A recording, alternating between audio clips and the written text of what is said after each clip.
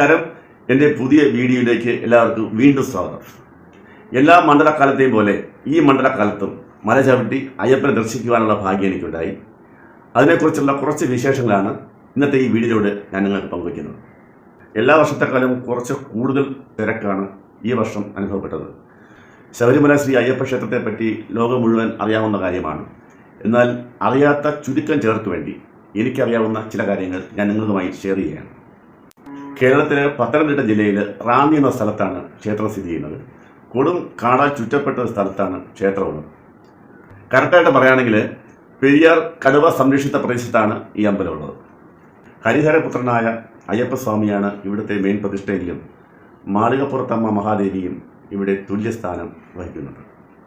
കുറച്ചു പേർക്കെങ്കിലും അറിയാൻ ആഗ്രഹമുള്ള കാര്യങ്ങളാണ് ഈ അമ്പലത്തിൽ ഏതൊക്കെ പ്രതിഷ്ഠകളാണ് ഉള്ളതെന്ന്.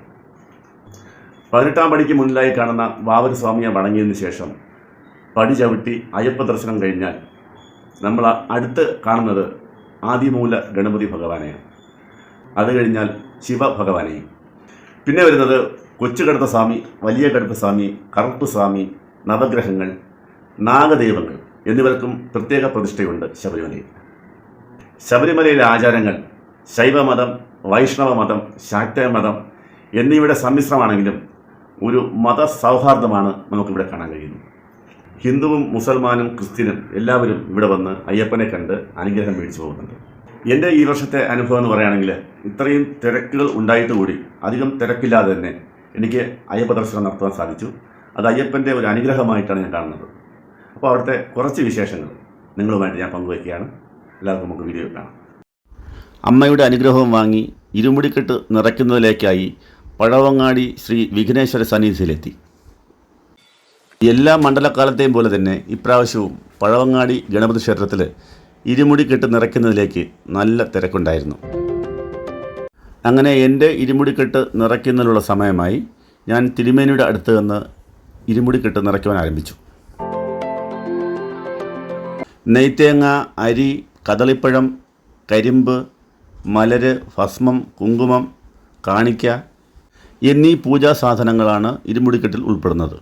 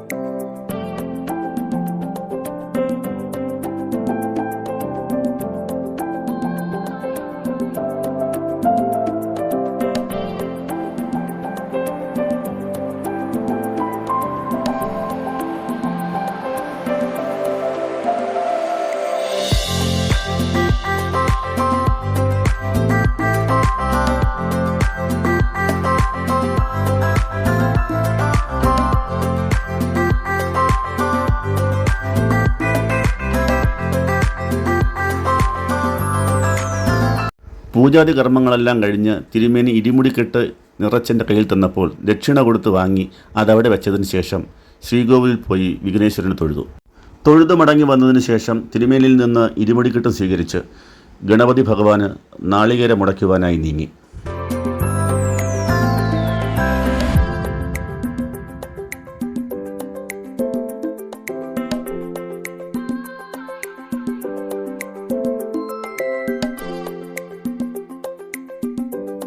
ഗണപതി ഭഗവാന് മനസ്സ് നിറഞ്ഞ് നാളികേരവും ഉടച്ച് അനുഗ്രഹവും വാങ്ങി അയ്യനെ കാണാനായി ശബരിമലയിലേക്ക് യാത്ര തിരിച്ചു.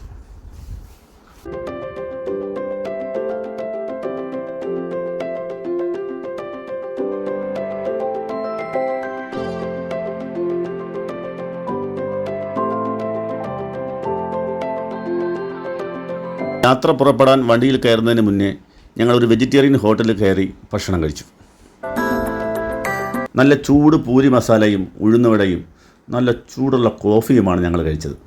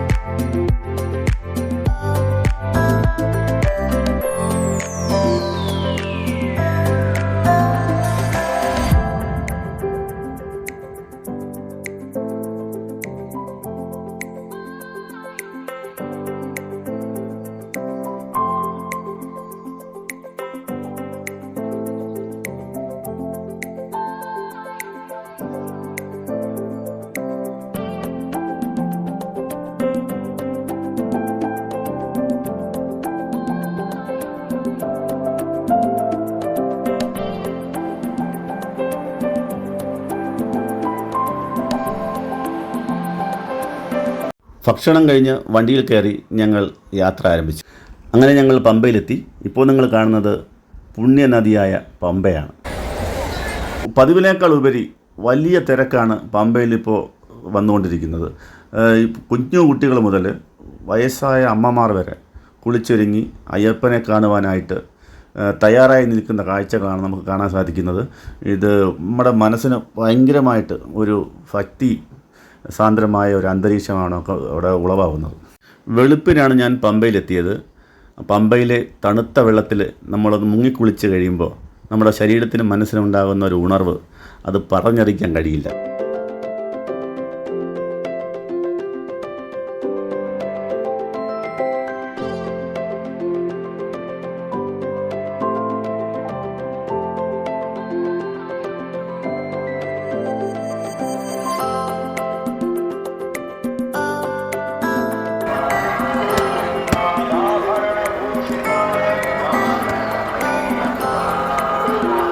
അങ്ങനെ പമ്പയിലെ കുളിയും കഴിഞ്ഞ് അയ്യനെ കാണാനായി റെഡിയായിപ്പോൾ തന്നെ നേരം വെളുത്തു തുടങ്ങി. ഞാൻ നേരത്തെ പറഞ്ഞതുപോലെ തന്നെ പതിവിലും കൂടുതൽ തിരക്കാണ് ഇപ്രാവശ്യം എനിക്കിവിടെ കാണാൻ കഴിഞ്ഞത്.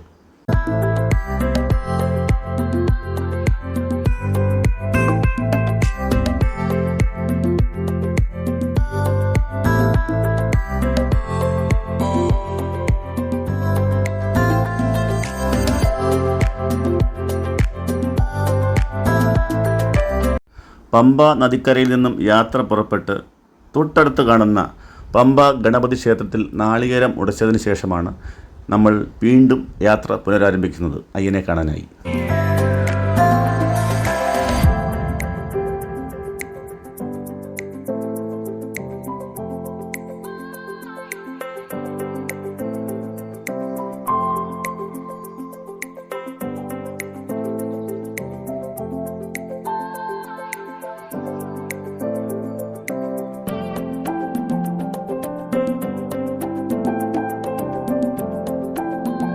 ഈ കാണുന്നതാണ് നീലിമല കയറ്റം. ശബരിമല യാത്രയിലേക്കുള്ള വഴിയിലെ ഏറ്റവും കഠിനമായ ഒരു കയറ്റമാണ് നീലിമല.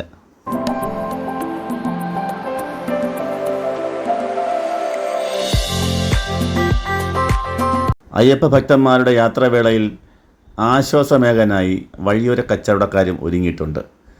തണ്ണിമത്തനും കുക്കുംബറും എല്ലാമായിട്ട്.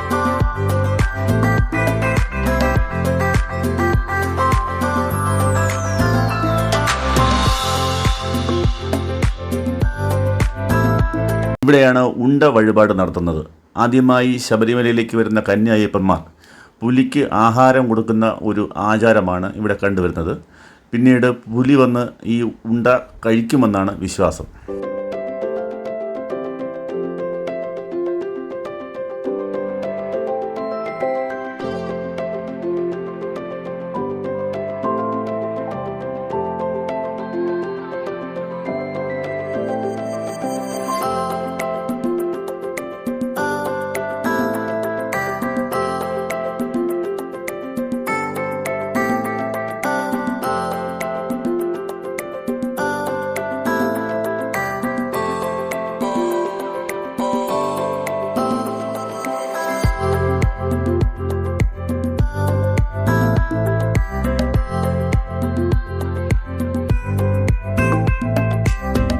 18ാമത്തെ മല ചവിട്ടുന്ന അയ്യപ്പന്മാർ സന്നിധാനത്ത് തെങ്ങിൻ തൈ വച്ച് പിടിപ്പിക്കുന്ന ഒരു ആചാരമുണ്ട്. 18 മല ചവിട്ടിക്കഴിഞ്ഞാൽ ഗുരുസ്വാമിയായി ആ അയ്യപ്പൻ മാറുന്നു. ഇതാണ് ശബരി പീഠം. ശബരി പീഠത്തിൽ സാധാരണ ഇത്ര തിരക്ക് വരാറില്ല. ഇപ്രാവശ്യം ശബരി പീഠത്തിൽ തന്നെ നല്ല തിരക്ക് അനുഭവപ്പെട്ട് കൊണ്ടിരിക്കുകയാണ്.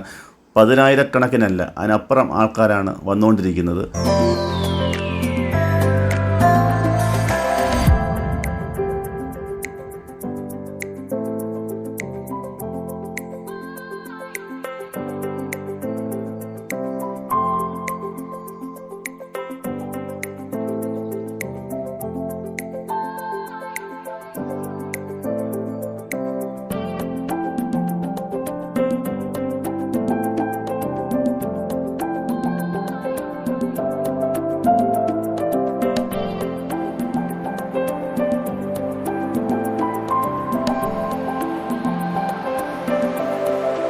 ഇതാണ് ശരംകുത്തി. കന്നി അയ്യപ്പന്മാർ ശരവഴിപാട് നടത്തുന്നത് ഇവിടെയാണ്. ശരം വാങ്ങി ശരംകുത്തിയിൽ അർപ്പിക്കുന്ന ഒരു ആചാരവുമുണ്ട്. ഇതിൻ്റെ ഐതിഹ്യമെന്ന് പറഞ്ഞാൽ, മാളികപ്പുറത്തമ്മ ദേവി സ്വാമി അയ്യപ്പനോട് വിവാഹ അഭ്യർത്ഥന നടത്തുകയുണ്ടായി. അപ്പോൾ സ്വാമി അയ്യപ്പൻ കൊടുത്ത മറുപടി ഇപ്രകാരമായിരുന്നു: ശരംകുത്തിയിൽ ഒരു ശരം പോലും കാണാത്ത വർഷമോ അല്ലെങ്കിൽ കന്നി അയ്യപ്പന്മാർ വരാത്ത വർഷമോ ഭാര്യയായി സ്വീകരിക്കുമെന്നായിരുന്നു സ്വാമി അയ്യപ്പൻ കൊടുത്ത മറുപടി. പക്ഷേ വർഷാവർഷം ഓരോ വർഷം കൂടുന്തോറും ശരംകുത്തിയിൽ ശരത്തിനും കുറവില്ല, കന്യയ്യപ്പന്മാർ വരുന്നതിനും ഒരു കുറവുമില്ല.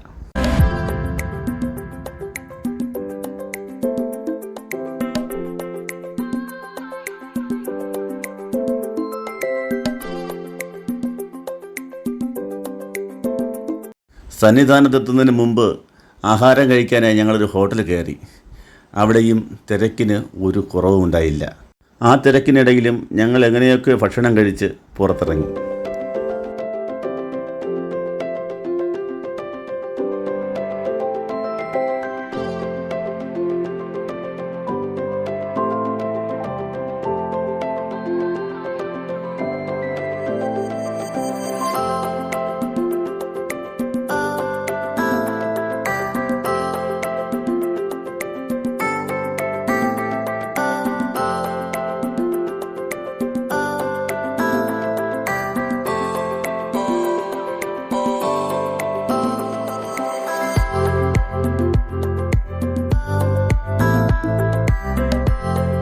അങ്ങനെ വ്രതം നോറ്റ് കാത്തിരുന്ന ആ പുണ്യമുഹൂർത്തം വന്നെത്തി.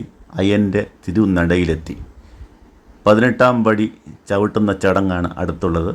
18ാം പടി ചവിട്ടുന്നതിലേക്കായി ഞങ്ങളും നടന്നു നീങ്ങുകയാണ്.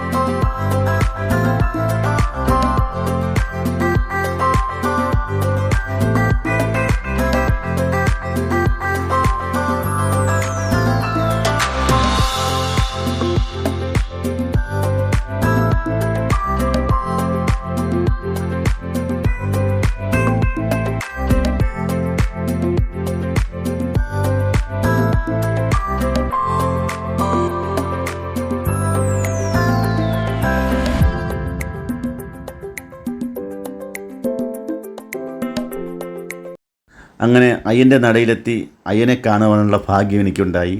നെയ്യഭിഷേകം ചെയ്യുന്ന സമയത്താണ് ഞാൻ എത്തിപ്പെട്ടത്. ആ ഒരു ഭാഗ്യം കൂടെ എനിക്ക് കിട്ടി.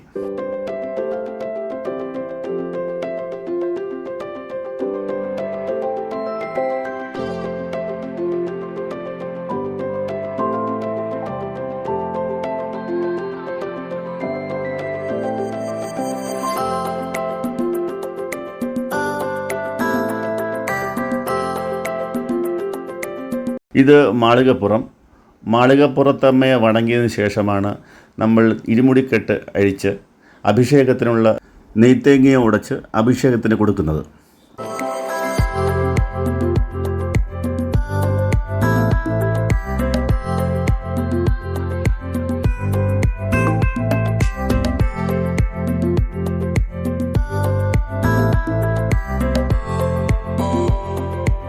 അങ്ങനെ നെയ്യഭിഷേകവും കഴിഞ്ഞ് നെയ്ത്തേങ്ങ ആഴിയിൽ സമർപ്പിച്ച് പ്രസാദവും വാങ്ങി ഞാൻ സന്തോഷത്തോടെ മലയിറങ്ങി.